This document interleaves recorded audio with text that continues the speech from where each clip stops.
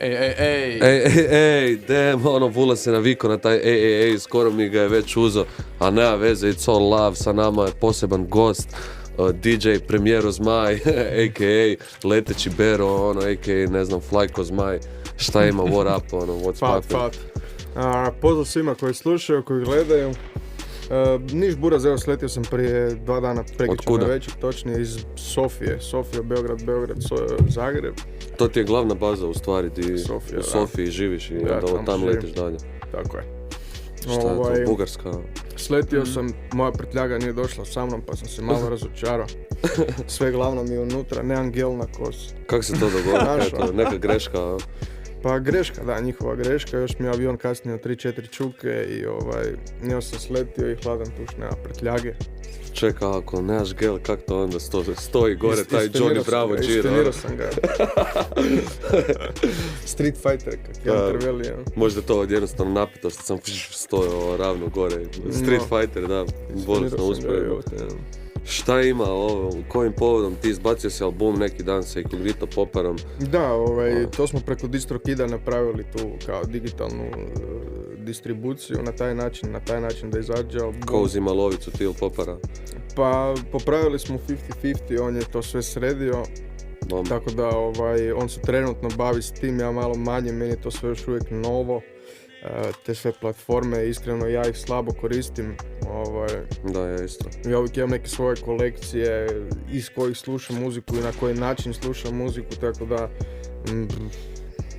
meni isto to sve novo, pokušavam se priviknuti na to, to je sad neki taj, mislim, a to je ta spika samo aktualno i to se radi na taj način. Nekako mi se isto bojimo opet da staviš samo na streaming servise, a ne na YouTube, jer se opet bojimo da će nas izignorirati, to ti je ona spika, gledaj, jel moraš platiti ako želiš slušat, okay. Da. Ali za to moraš isto imati dosta veliku publiku. U Srbiji to prolazi, ovi neki izbaci albume, ne znam, Kukusi isto izbaci album, ljudi će actually to slušati, kupovati, a ja recimo koji nisam sad neki preveliki fan, opet poslušam, ako nije na YouTube-u, nije da ću baš sad ići letiti, skidati si dizer. Ja sam isto na toj još uvijek razini.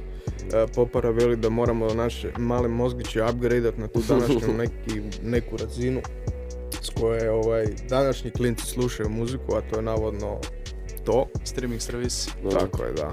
Digitalna izdanja i uglavnom album je tako reći nekakav hard to get na taj način, jer nije svima dostupan, nije na YouTube-u, ne znam kad će se pojaviti na YouTube-u, možda ni neće uopće, možda će se samo video single koji pojaviti na YouTube-u.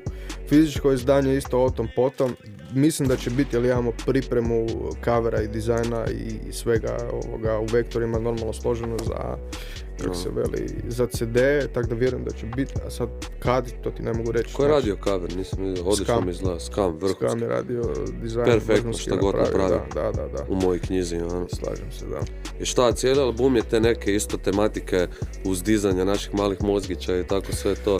Pa je, nekako veleveć shit je u pitanju di, mislim, Night Avian kao je nekakav superheroj, good guy, noćno ptični koji... Mislim, poruka njegova je kao na neki način kao gurate dalje, daje ti nekakav kao veći state of mind, na neki način da, ne znam kako da ti uopće to objasnim, mislim, moraš poslušati par puta da vidiš, mislim, generalno je pozitivno. Ali ima tu mračnu vibru, ima mračnu vibru zbog vjerojatno instrumentala, atmosfere, ne malo je čak i lagano futuristično, tako da nekakva sinergija toga se tu desila. Da. Neko pozivate da već. Čak nisu ni morali reći, opa, Peki, pozdrav za Pendreka iz Forti Industry, isto u kući, ali dolazi na jebotor, neko od nas koliko sam čuo, ali može nam upast uvijek. Halo. Dobro večer. Ko je s nama? Pa evo, Rovinci. Šta ima? Evo, samo zovemo da pozdravimo. Imate pitanje kako za Beru Zmaja možda ovo ili... Nemamo pitanje, zovemo da kažemo pozdrav iz Rovinja. Pozdrav iz Rovinja, to sam već čuo negdje. Da, uvijek nas ne zove jedan dečko iz Rovinja, vjerojatno nije isti ovaj puta, ali evo, u zamjenu su uskočili dečki, pozdrav vama. Pozdrav vama. Hvala što slušate, uživajte. Evo, Tibora, ne boj se, evo. Evo ga, opet. Uvijek nas taj jedan dečko iz Rovinja zove svaku emisiju, legenda, ne može više proći bez toga. Da. Aj.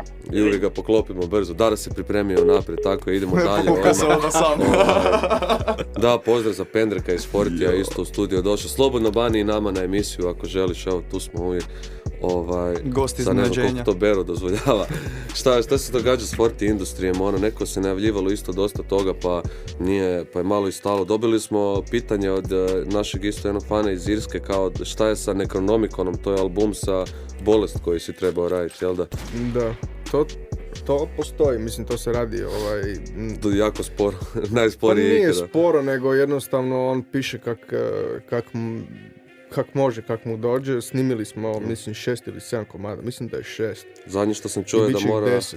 pročitati par knjiga nekakvih da napiše jednu stvar. Je. Dobro, tad je još bio u fazi da nije ni razmišljao da krene pisati. Tako da, ali već smo snimili 6 komada. Imamo prostora, to je bitova, imamo još dva fale. I to su onak neki bitovi vjerojatno koji moram čekati da me vremenski poseru za te određene teme koje on ima i koje hoće. Kad misliš, znači to ne mogu isforsirati. Znači, ko je sporiji, ti ili on, u izradnji svega toga? Pa vjerojatno je on sporiji, evo.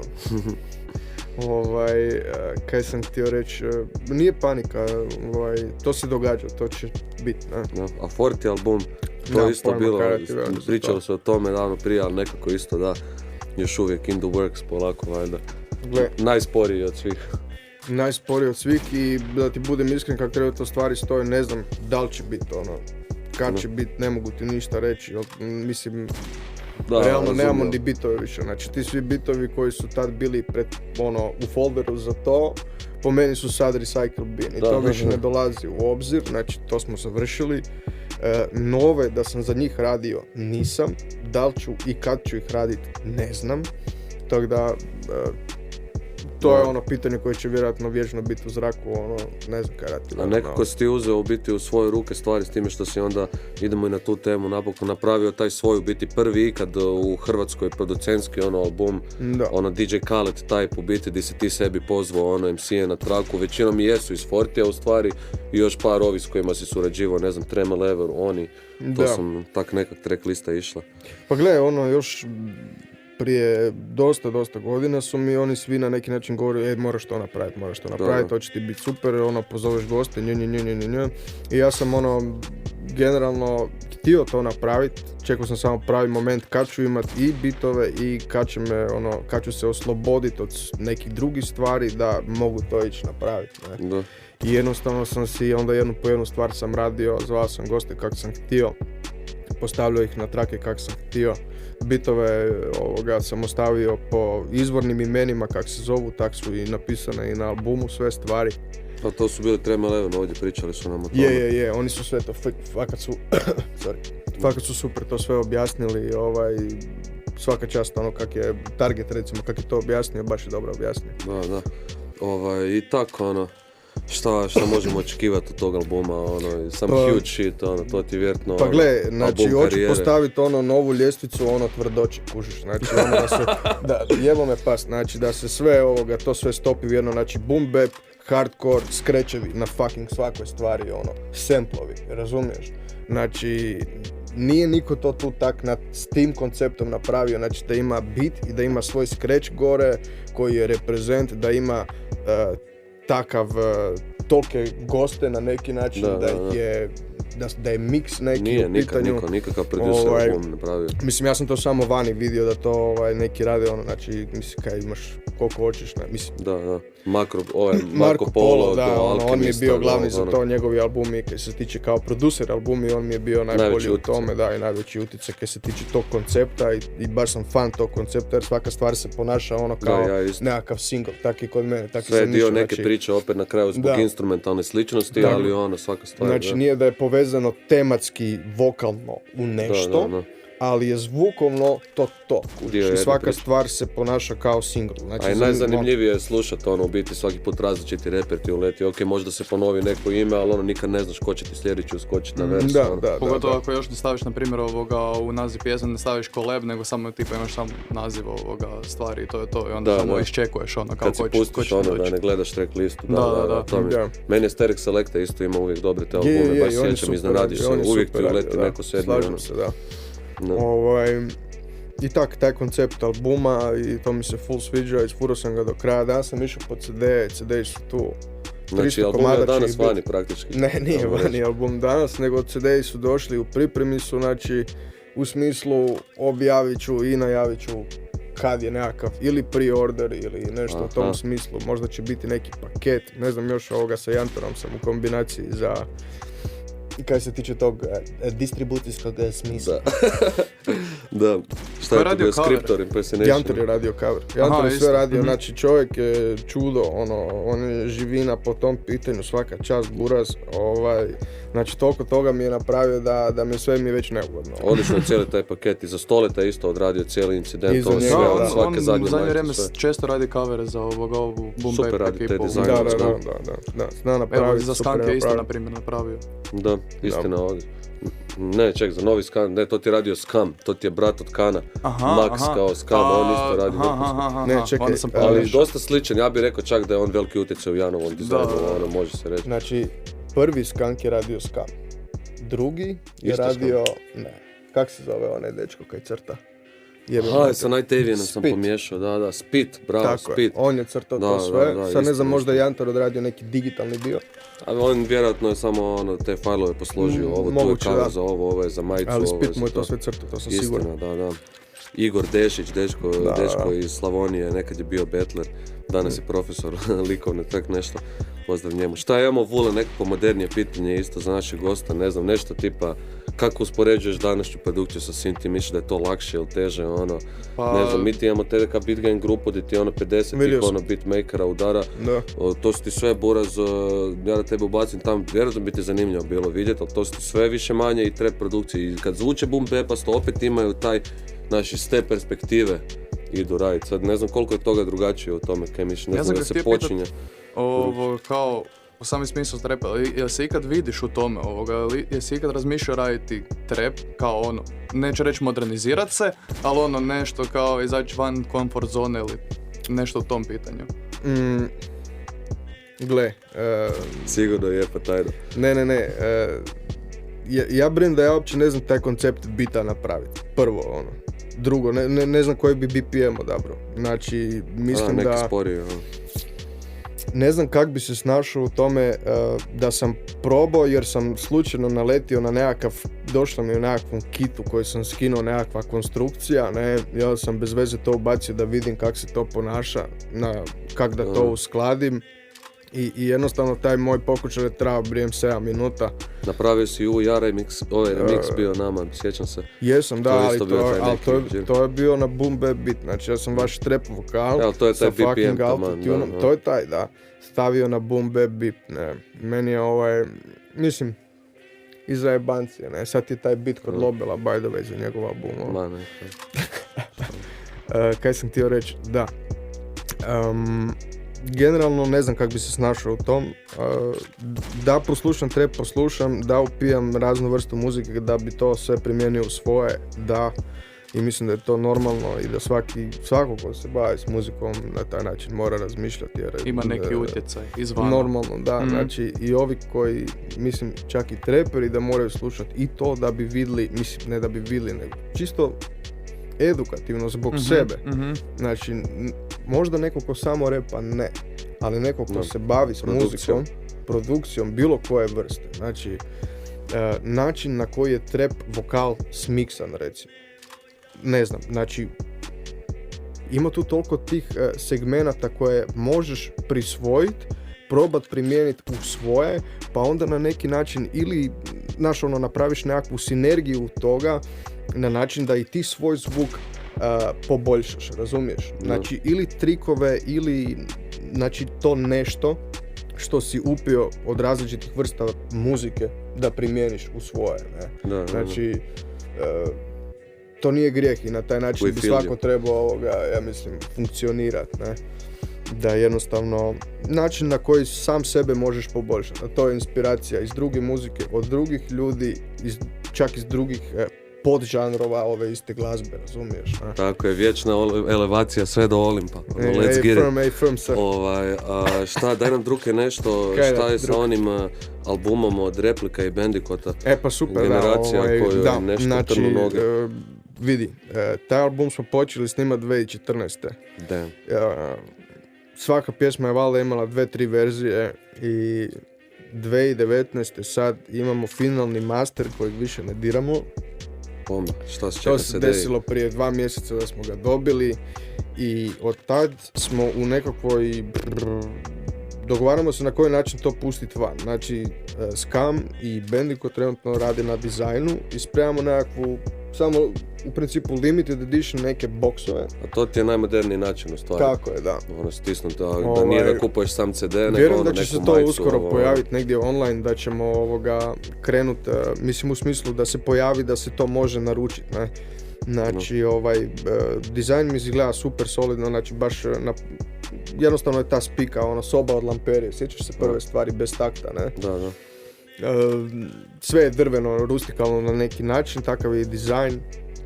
Ja sam mislio da će biti dva lika, hvataju se za noge, trnuju noge, ko ja i Flow Deep kad se penjemo na radio. A bila je jedna inačica kavera gdje su noge bile u lavoru, noge u lavoru, soba od lamperije, razumiješ? Da. Kao, bilo je to. Ali uglavnom nekakav boks je u pripremi, pošto Adi to na poslu ima sve rekvizite za to, on će isfurati, znači bit će drveni boksovi sa kontentom nekakvim unutra za ekipu da si naruči i to će biti samo, taj dio će biti za distribuciju. Nekako, to je neki najmoderniji način relisa, na neke 3 razine, kojiš prva razina je za one koje najmanje interesira, to je YouTube, stisneš album i gle, YouTube najlakše ko će poslušati. Druga neka razina je taj streaming servis i to je za ljude koji si baš hoće u autu puštati to, kojiš niko ne pušta više s ovih MP3 playera kad dobiš na mobitel, niko ne pušta s tog ziku, nego jebi ga, imaju si dizere ove one i pušteno. A treća razina je baš te fanove i ko je spreman izdvojiti 100-200 kuna, pikne si i ima sve bure, stiker, majca, onak lijepo pakiranje i cijelo to odpakiravanje tog paketa bi trebao biti neki experience, ekipa snimi stories, znaš evo me odpakiravam paket, GPKN, kako već zove. Mislim, ja to čekam već dugo, nadam se da će biti TDKRŽ. Generacija koje trnu noge, znači replikot.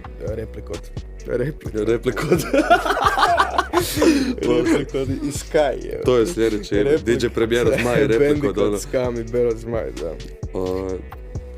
Pola smo na produkciji, kaj još imam za reći o tome, mislim da je to Bero Scam, da. Ništa, šta imaš za kraj nekog pozdraviti, neki savjet dati, nešto? Kaj smo već gotovi? Pa da, trebali bi ga lagano. Ja još idem kod našeg Good Guy Duleta u ovom emisiju na ovaj Good Game Show. Svi su Good Guy postali u zadnje vrijeme, nešto. Da, to je novo. Sam čekam repera s tim imenom. Čekaj, kaj sam još sam neki htio reći, znači tak si mi izbiflo s tim pitanjima, ispreskakao si mi na momente. A taman su pokrili ta 3 albuma, šta? Si imao prste u tome. Da. Geralt iz Krille album. I tu sudjeluješ isto? Da. Tu sudjelujem isto, ne samo ja, znači i Flow Deep je tu, i Kool-Aid, i mislim da ima jedan beat od Šporkog, ako se ne varam. Super. Ja imam nekakvih 6, 7, 8, Kool-Aid ima 5, 6, ne znam koliko, Flow Deep imam 2 ili mislim da ima 2. Znači može se reći, Bero iz Krille spremaju neke finove. Da, po sjeni 187, znači samo Bero iz Krille.